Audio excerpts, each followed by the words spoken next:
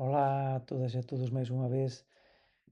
Nada, isto vai ser máis un vídeo de actualización. Há moitísimo que non subía un vídeo, máis só para colocar aquí algunhas informacións que, bon, algunhas sen tanta importancia e outras que se callar teñen máis importancia, mas que, bon, aquí non van chegar a ningún lugar, mas é interesante colocalas en perspectiva.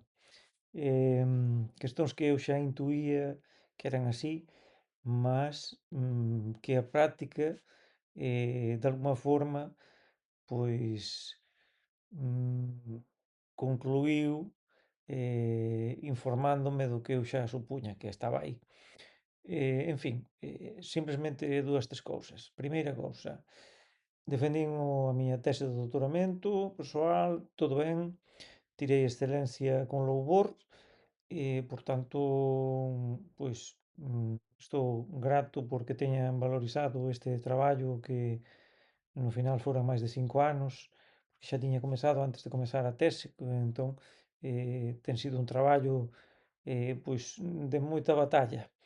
Ao final son, máis ou menos 1300 páxinas, é unha edición crítica da poesía en galego de Ricardo Carballo Calero, cun estudo introdutorio, en que toco varias cuestións, importantes, como pode ser, cual foi pois, do punto de vista editorial, a crítica á obra de Carballo, a súa visión da súa obra, como interpreto eu os puntos importantes, como analizar iso dunha forma, pois non sei, un pouco como vexo eu. En fin, correu todo ben, bastante nervoso, sinceramente, estaba bastante nervoso nese día, mas, en fin, o importante é que xa acabou, é unha cousa menos.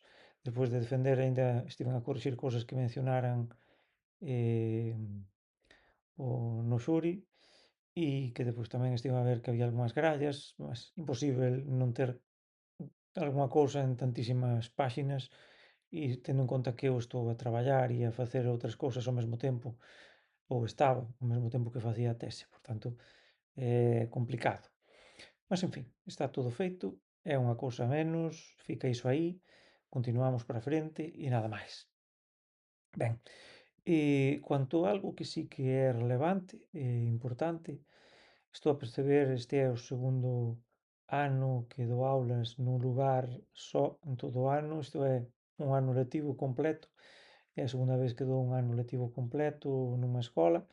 No ano pasado estive en Ourense e agora estou na provincia de Pontevedra tamén nunha escola que, por sinal, non é unha escola como en Ourense, que en Ourense estive nunha cidade, quer dizer, a cidade de Ourense. Dentro da provincia de Ourense estive na cidade de Ourense e nunha escola, nun instituto que está dentro da cidade, por tanto, un instituto urbano. Agora non, estou nunha vila, en Pontevedra. E cousas que estou a ver. En Ourense prácticamente non había ninguén que falase galego. Aquí há algunhas persoas, mas tamén non é que haxa moitos. Sinceramente son poucos os que falan galego. Iso é preocupante, é bastante preocupante. Bon, infelizmente isto é a realidade que temos, é unha realidade, pois o ensino que temos aquí é un ensino lingüicida, un ensino que vai contra as propias leis, dai que recentemente teña aparecido nos xornais pois unha noticia de que o Tribunal Superior de Xustiza de Galiza teña, pois iso, xumbado unha lei criada por o desgoberno feixolítico e derivados e, pois, teñan feito o que debería ser feito. Por veces a xustiza funciona sempre tarde demais, obviamente, porque o dano causado é demasiado grande e posiblemente isto non teña moito retorno, sinceramente. Iso de que os pais poidan escoller en que lingua se ensina na escola, iso é ridículo. supostamente as propias leis indican que debe ser favorecido o ensino de galego e todo máis, e o que estaban a facer basicamente era por todo o ensino de ensino infantil en castellano. Iso causaba o que estamos a ver, que chegamos ao ensino secundario e ao bacharelato e non há alumnos que falen galego. Eh, Mesmo tendo pais que falan galego, eu xa teño visto, e teño visto aquí en Santiago, saíndo na parte de atrás do Pío non sei que, da escola, que vai para o Campo Sur, algúns pais falando en galego, as crianzas respondendo en castellano, e todas as crianzas saían falando castellano. Isto é a realidade. E é que non é que sexa só cousa das crianzas, é que son os profesores que non falan galego. Non digo especificamente os desta escola, porque non teño contacto, mas eu digo o que estou a ver fora, que estou sempre a pasar, porque eu estou indo de camiño para a escola en que traballo eu e acabo cruzando, pois iso, cruzándome entre persoas que están iso, saindo de ali ou entrando. En fin, isto é o que temos. Isto é o ensino que acaba coa lingua que temos nesta terra e algúns pais, pois, aínda que falan en galego, pois os fillos acaban pois ficando fora da lingua. Há casos diferentes, casos en que esas crianzas acaban voltando a esa lingua, a nosa lingua, eh, mas son casos minoritarios, né? Aí xa me está vendo agora unha amiga que me comentou iso da súa filla, da súa filla menor que mudou de lugar e aproveitou e mudou de lingua. Iso é o que fixen eu tamén, na altura, xa hai uns cuantos anos. Entón, pois, fico feliz de que existan estes casos, mas ao mesmo tempo son ciente de que isto non ten futuro se continuar na mesma traxectoria, na mesma liña.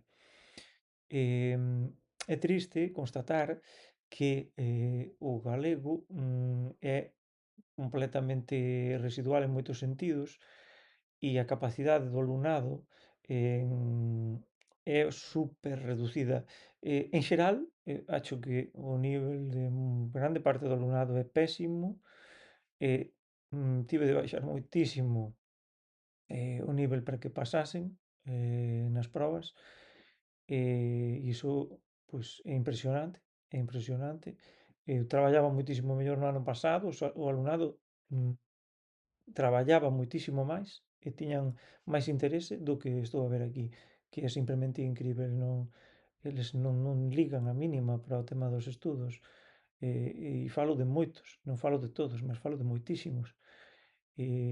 Ruído constante na sala, ignorando completamente o profesor, despois o profesor recebe as culpas de todo, mas, en fin, hai que facer o que se pode e até onde se pode, acompañar os que teñen interese e os que non teñen interese, pois, se están incomodando o mínimo posíbel, pois xa está.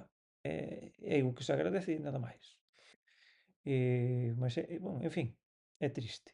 Ese asunto é triste, é triste porque por moito que insistes non consegues que os alumnos falen entre sí en galego na sala, nen sequer nas horas que son destinadas a galego.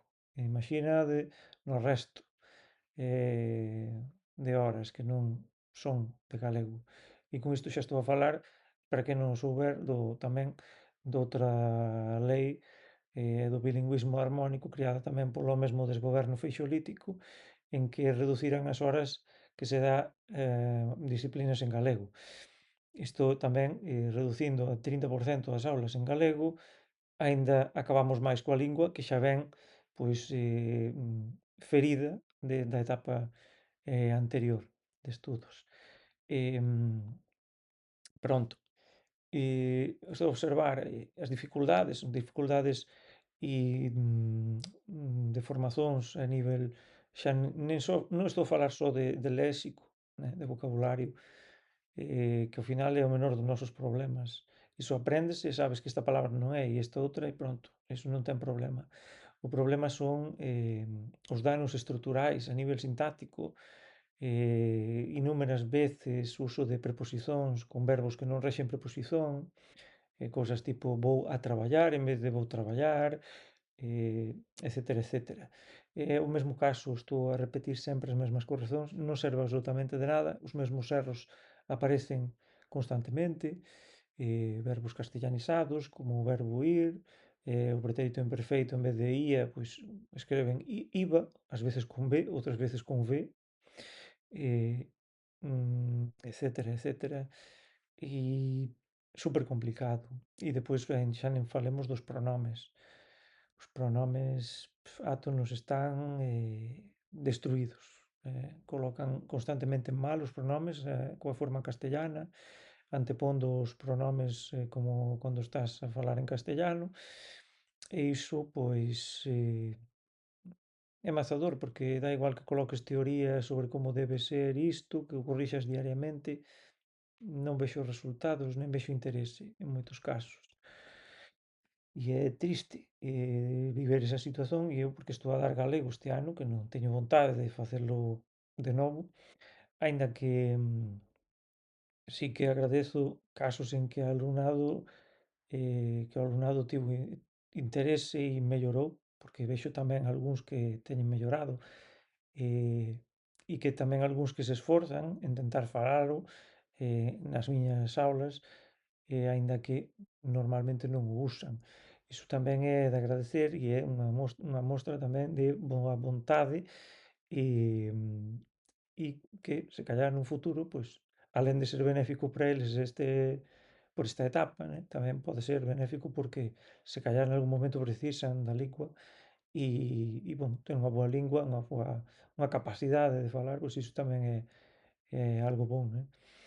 En fin, son cuestións que non son menores, que están aí e pronto. Tamén non quero facer moito máis longo este vídeo e simplemente iso, agradecer ao persoal que está a ver estes vídeos, aínda que son super chatos, sempre falando da miña vida, porque na verdade non teño así moito máis a comentar este ano, pois como no ano pasado, tentarei preparar algo con curso público, mas preparando cousas de galego que non teño ningún material, agora no final vou estar preparando cousas, é super complicado, estar a traballar, estar a preparar materiais, estar a corrixir probas, todo o que implica ser tutor, nunha escola que, pois iso, teño que estar pendente do alumnado, informar os pais como é debido, para min tamén é importante porque eu sinto unha ligazón forte co meu, ia dicer, coa miña equipa, co meu grupo, coa miña turma, que estou moito feliz de que eles estexan a mellorar e que haxa un bon relacionamento e un traballo bon. É algo que sempre que me orgulla, né? Que tamén me faz feliz, sinceramente. É unha cousa de que gosto bastante. E que nunca tiña sido antes tutor.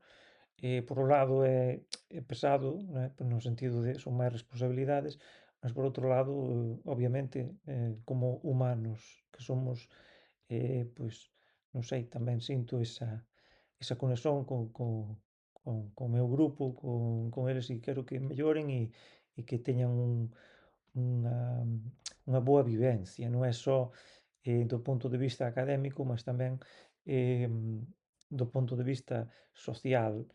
Eh, en fin, son moitas cousas que se acumulan, pois iso, tamén facer parte de equipas, pois relacionadas co galego, de crear iso, certames literarios así pequenos, de creación de conteúdo literario e outras cousas. E, bon, todo vai somando, todo van sendo horas, despois os cursos que hai que facer para gañar tamén puntos para nun futuro, se quero pois traballar noutra escola en que non sexa destinado inicialmente, pois teño tamén de xuntar puntos e iso requer horas de traballo, de facer cursos de diferentes tipoloxías, pois sei lá, pois uso de ferramentas dixitais, ou de outras cousas.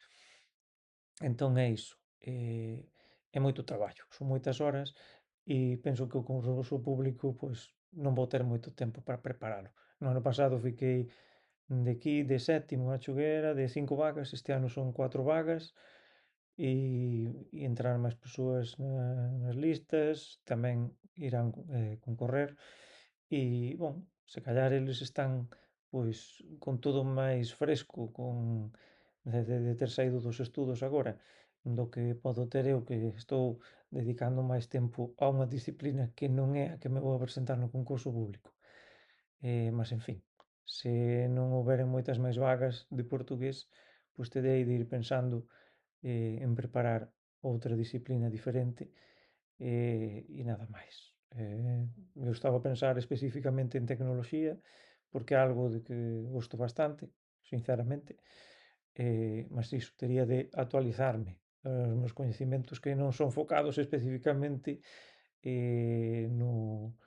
no currículo académico, mas en cuestións que posiblemente se poderían denominar como transversais ou que están ligadas a ese mundo da tecnoloxía, mas que non impactan directamente nesa materia que se dá.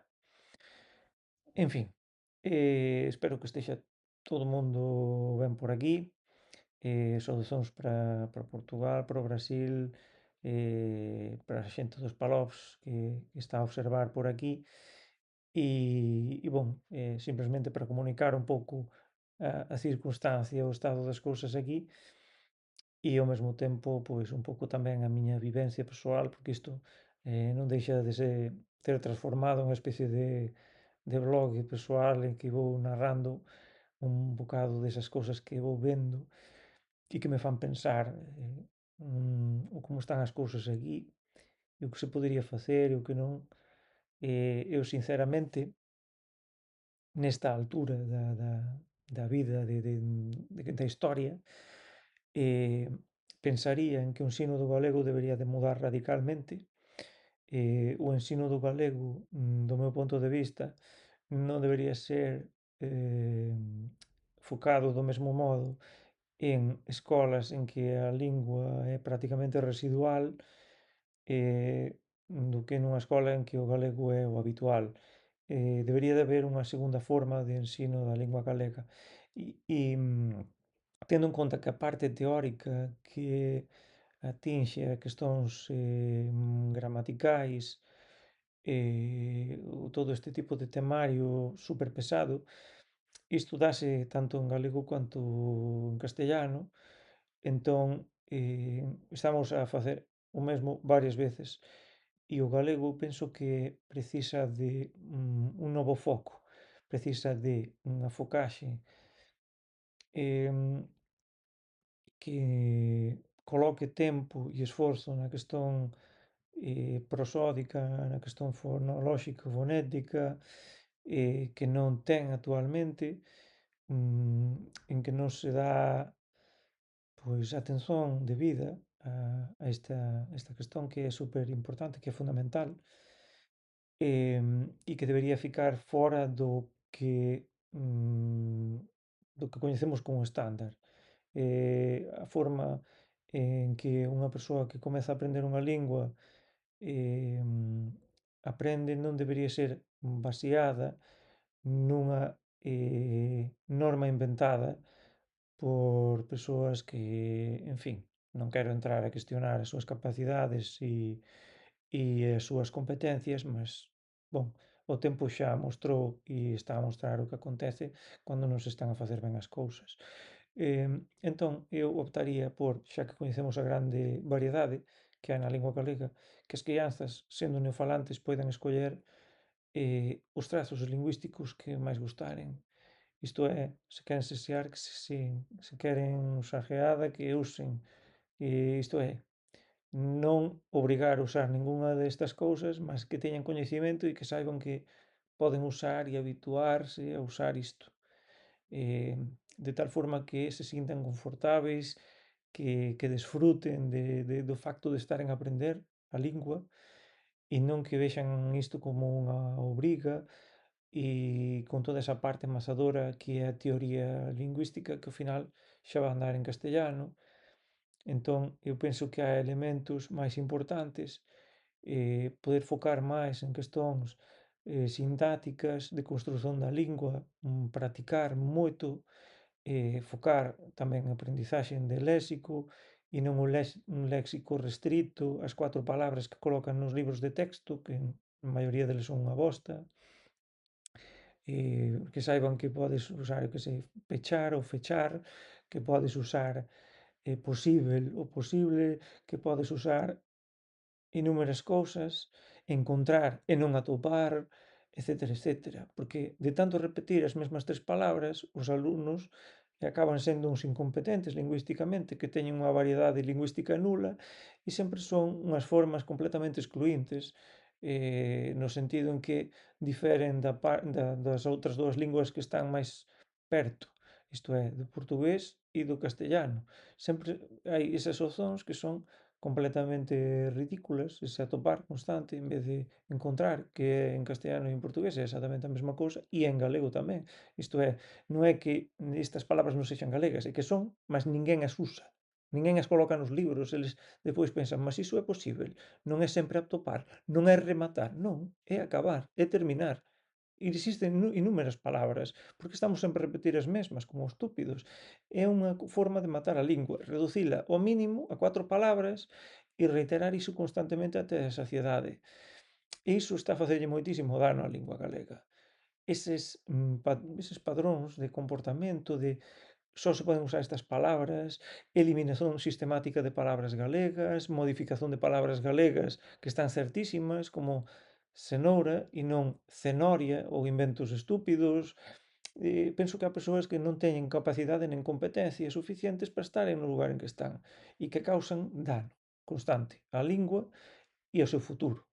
Entón, a lingua só ten futuro cando hai unha visón, unha certeza, unha capacidade de ver que é o que temos á volta e traballar nese sentido. Igual que aceitar, pois eu que sei, en vez de pescada, que é a forma tradicional, merluza e cousas do tipo. Ou seja, permites iso. Non, para que a lingua mellore e teña un camiño como é debido, debemos pensar no que nos une co resto de variedades da nosa lingua. A sobrevivencia da lingua está no que é noso, mas o que é converxente co resto da nosa lingua.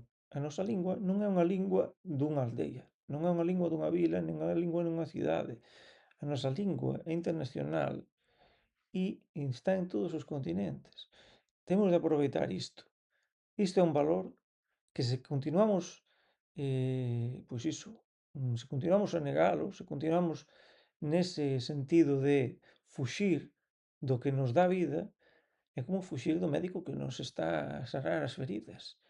É como querer morrer e deixar todo o demais ao lado. Iso que están a facer os que están desgobernando o mundo da lingua, tanto a nivel académico como a nivel creación de conteúdos de ensino, etcétera, etcétera, que están indo da mao destes. E non pode ser. A única forma de facermos que isto mude é procurando novos camiños, camiños que non se exploran por medos, por receios, por ignorancia ou por malicia. Non hai outra posibilidade. Entón, nada, fican aquí estas palabras, como sempre, non terán un longo percurso, non chegarán lonxe, mas son as ideas que eu acredito que teñan máis sentido para a lingua actualmente. Focar niso que nos fai querer a nosa lingua, que nos permita practicar e ter unha lingua saudável e deixar teorías e cousas que son, como dicía, xerais para todo o mundo, que xa se van tocar de alguma forma. Non digo eliminar por completo, mas deixar a un lado moita parte teórica e pasar á práctica. A lingua galega pasou de ser unha lingua falada por a maioría da populación e de pasar da maioría a esta minoría que estamos agora, pasaron de falar todos a falar cada vez menos ao mesmo tempo que cada vez se escribía máis. Isto é, a través desa normativización fomos perdendo os falantes da lingua. Nese percurso de aumento da alfabetización escrita fomos perdendo a fala e iso non ten remedio non ten saída, prefiro que non se escriba e prefiro que se fale. Prefería iso, que a xente non teña medo nin vergoña de usar a súa lingua. Mas nós debemos dar ferramentas para que esa lingua sexa útil, de cualidade e capaz de, pois, ser usada diariamente con, con enerxía, con ánimo, con pracer, unha lingua que sexa unha lingua de todos, unha lingua cuidada, etcétera, etcétera. En fin, simplemente era acrescentar isto último e nada máis. Un grande abrazo a todo o persoal e vémonos no próximo vídeo. Chao.